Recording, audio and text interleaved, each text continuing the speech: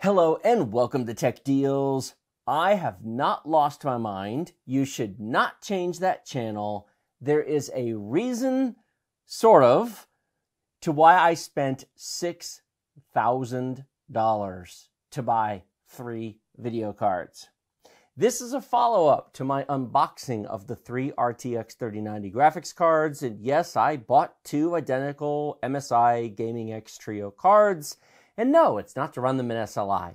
I'm sure they will run both Crysis and Cyberpunk 2077 just fine. That's not why they're here. Instead, we need to go digging just a little bit deeper to find the root cause for why I might find value in $2,000 video cards, which is utterly absurd. Now, I'm sure some of you who have been watching our channel for a long time and you're familiar with our older content, you think, oh, Tech Deals, they always talk about value for the money, dollar cost per frame per second, getting a good deal. Why are there $2,000 video cards on the desk on Tech Deals? That's not the kind of content you're supposed to make. I can hear at least one of you saying at the moment. You would normally be correct. These are not normal times, and these cards are good for more than just gaming, and that's what we're going to talk about today. Not just in brief, but I want to go into the economics. I'm going to show you some screenshots. I'm going to talk to you a little bit about the numbers. They're still not the best deal, but they're not a terrible deal.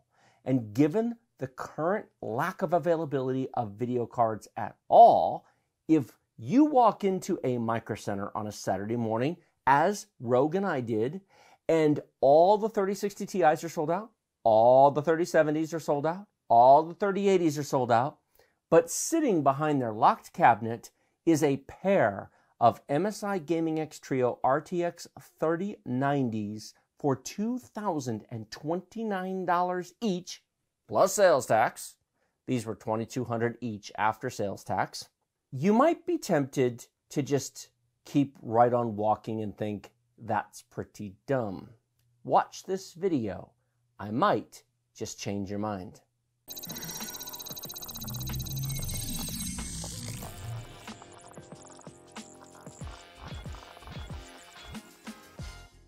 Most of you still watching at this point have already figured out the reason why these might not be a terrible deal.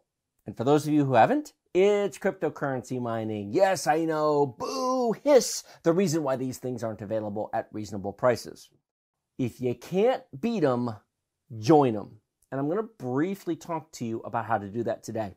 Not in great technical detail. I'm not going to dive into the nitty-gritty and make some complicated video that only dedicated experts can follow. This is meant to be really simple that all of you should be able to get going without any fuss or muss. Step 1, nicehash.com. Link in the video description below. It is an affiliate link. I get a tiny, tiny percentage of NiceHash's transactions. It doesn't cost you anything, doesn't come out of your end, but if you use that link when you sign up, it does support the channel. I use NiceHash myself, so I'm not just promoting it, it's not sponsored, but use that link, sign up. It takes a couple of minutes to download the executable, create an account, no fuss, no muss. It will run a benchmark that will take about 5 to 10 minutes on your card, and then it will start mining. You use NiceHash to mine. It converts whatever crypto coins it's actually mining into Bitcoin for you. So you don't have to keep track of 15 different coins. I said easy. This is easy. Then you create a Coinbase.com account. I don't really have an affiliate link to that, but you just do. I'll put a link to it down there. Anyway, you create a Coinbase account. Coinbase is the largest United States-based cryptocurrency exchange in the country. They are as legit as it comes. Do be aware, they do report profits to the IRS. So if you plan to run clandestinely, maybe you shouldn't do that, but sooner or later that's going to catch up to you. Just use Coinbase because NiceHash will transfer your BTCs, your Bitcoins, to Coinbase, 0 charges, 0 transaction fees, no headaches whatsoever.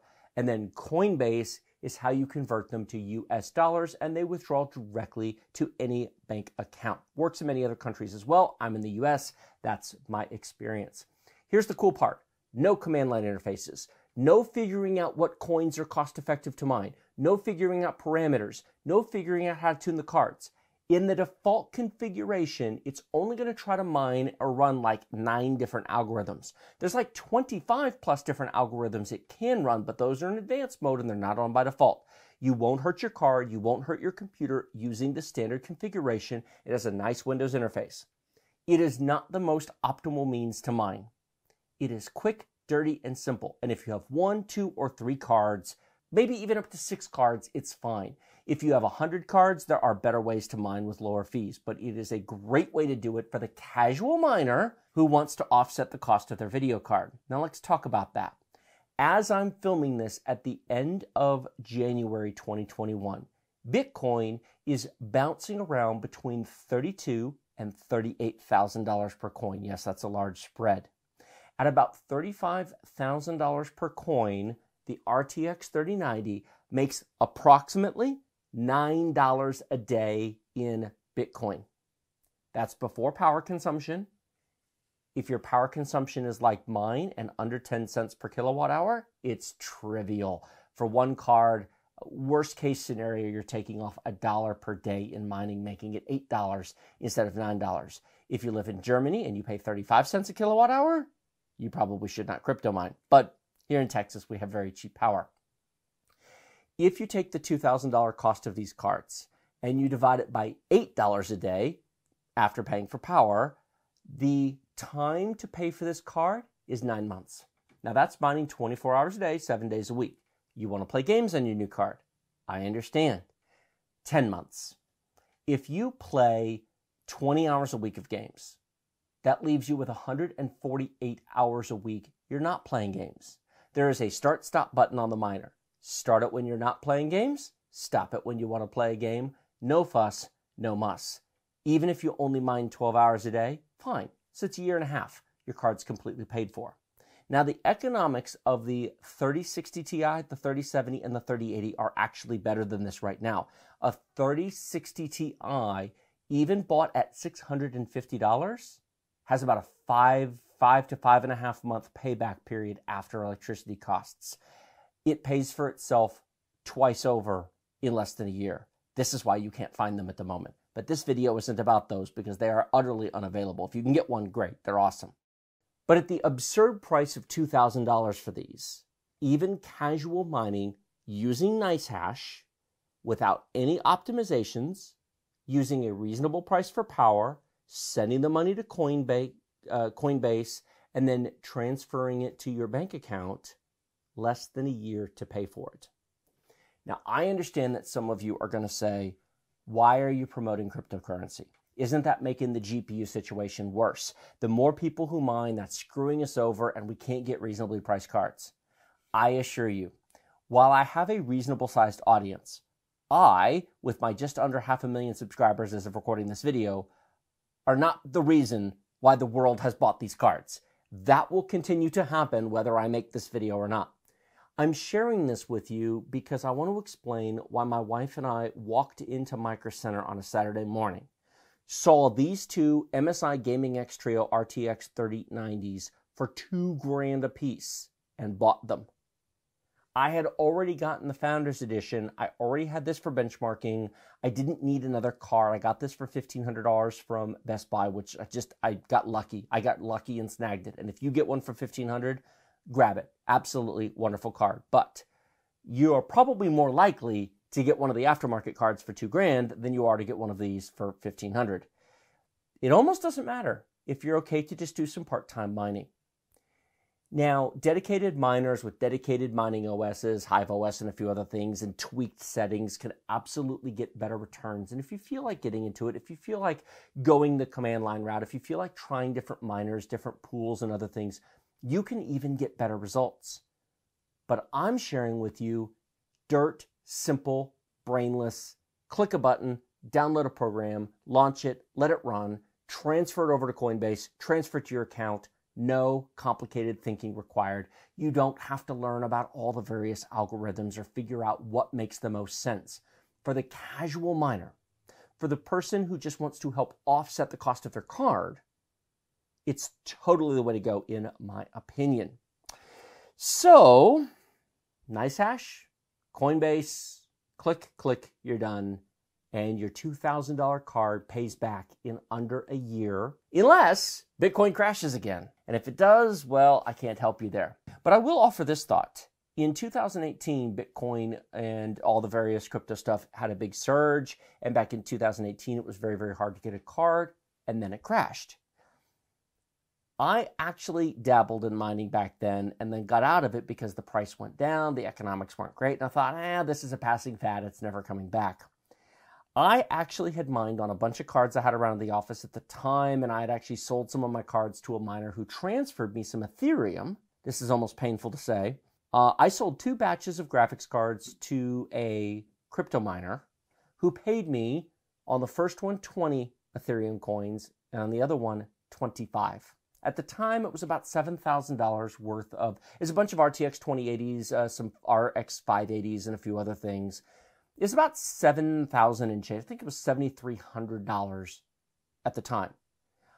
He sent it to my Coinbase account, which I immediately sold and transferred to my bank account thinking, holy smokes, here's over $7,000. I basically got every penny back for my cards, my RTX 2080s, my RX 580s. I sold my cards. I got my money back. I basically got full retail. A couple of them I got over retail. I thought I had won. I sold those Ethereum coins for $176 a coin. If I had held them today, they'd be worth $35,000. Yeah, that hurts a little bit. That sucks. But who knew?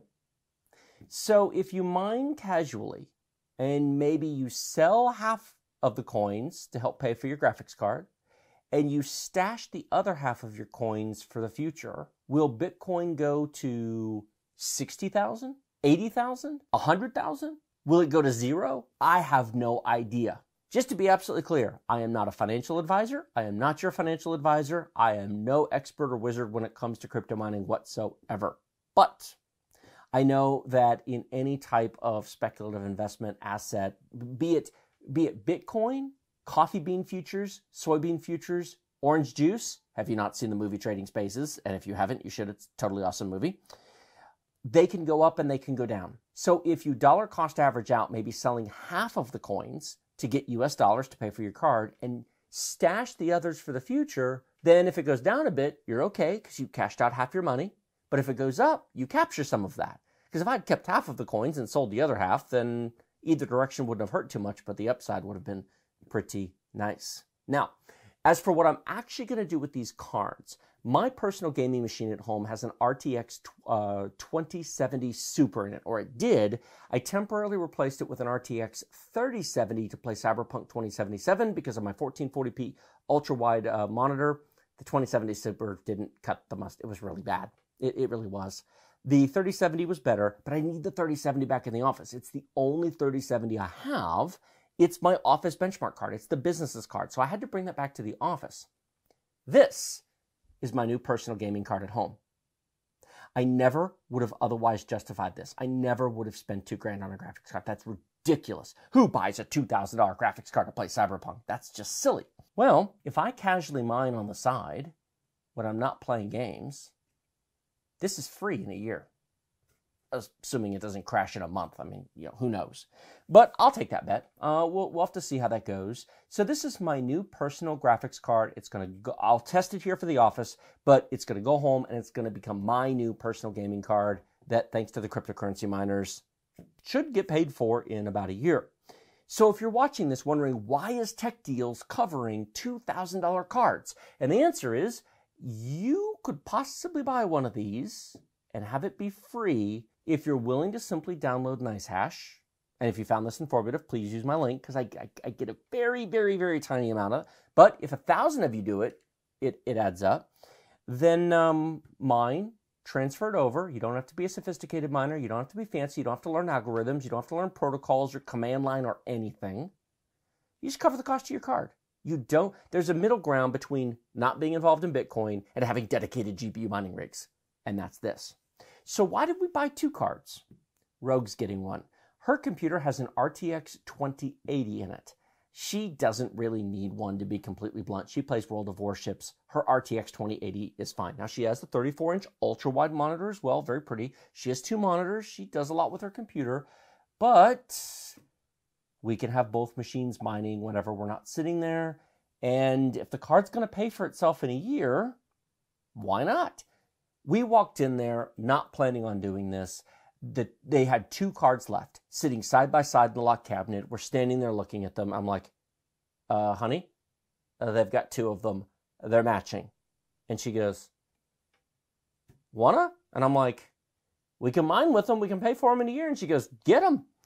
And so $4,400 later with sales tax, we have them. Now, this will be the office card. Whenever you see RTX 3090 benchmarks on the channel, you're looking at the Founders Edition. This is the business's card. It was bought with business money. It will stay in the office. This is the benchmark card for the office. These 2 are now personal gaming cards at home.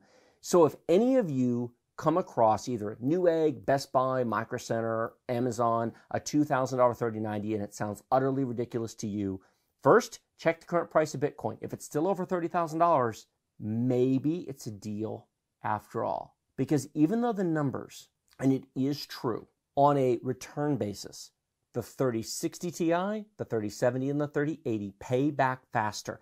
Even at the inflated prices they're currently going for, they do pay back faster than the 3090 does. But you get a 3090 with 24 gigs of VRAM. You're not just buying this to mine, you're also buying it to have a video card. So pretend for a minute you're paying $1,000 for an RTX 3090 and $1,000 for a mining card, in which case you can get your $1,000 back in 5 months. If Bitcoin drops a lot, maybe you get your $1,000 back in 10 months, but you should still get your $1,000 back. So how many of you are willing to buy an RTX 3090 for $1,000 or less?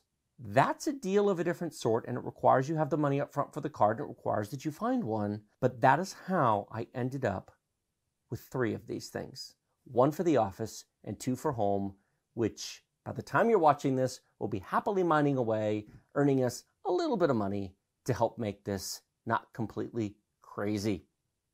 Like this video if you like it, share it with your friends if you love it. Remember to subscribe using the big huge red button directly below. Hit the bell notification next to that to be notified whenever new videos come out. Check the links in the video description. I will put my affiliate link to NiceHash down there. I will put a link to Coinbase down there as well.